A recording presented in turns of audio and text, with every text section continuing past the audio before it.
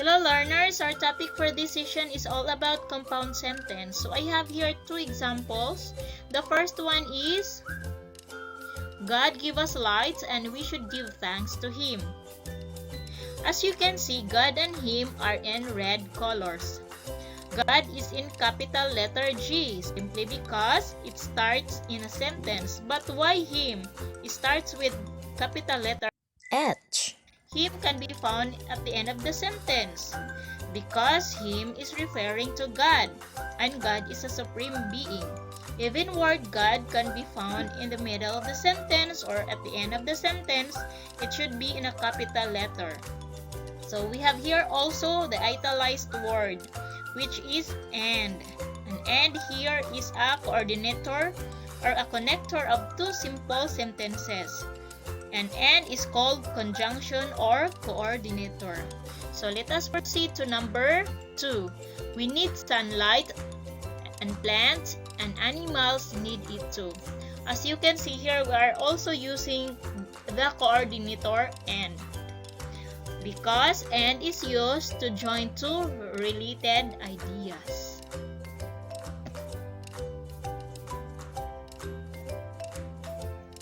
How many ideas are expressed in sentences 1 and 2? There are two related ideas in sentences 1 and 2. They are joined together in a simple sentence using the conjunction and. Okay, for more understanding about the topic, I have here examples. Number 1. Dad parked the car near the gate. Number 2. The boys washed it. Okay, we will observe what will happen to the next sentence. Dad parked the car near the gate and the boys washed it. As you can see here, the two sentences are being combined and we are using the connector and. So it is called compound sentence. Why we use and? Because the two sentences are just related to each other. Okay.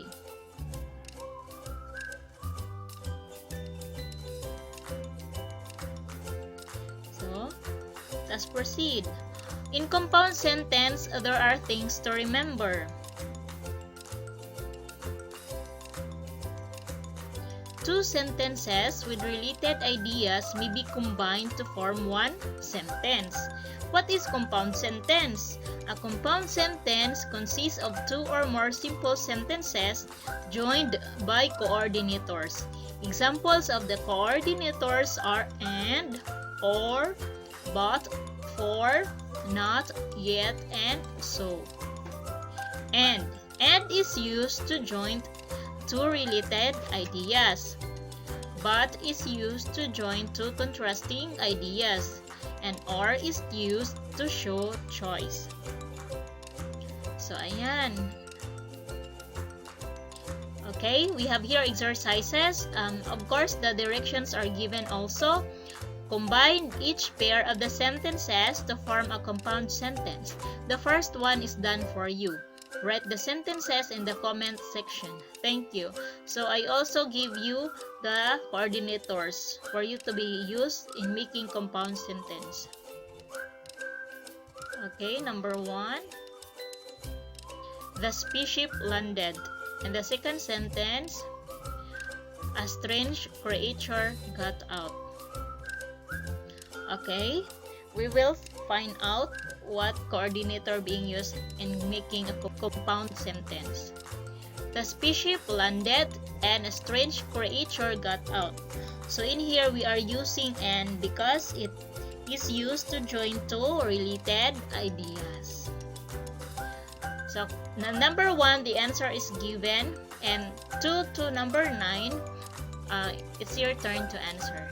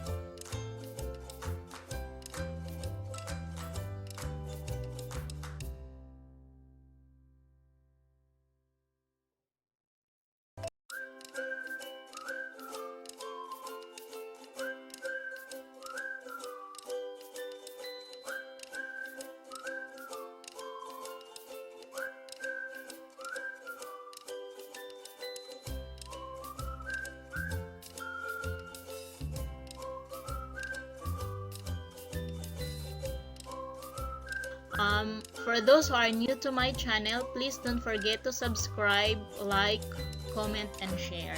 Thank you. God bless us all.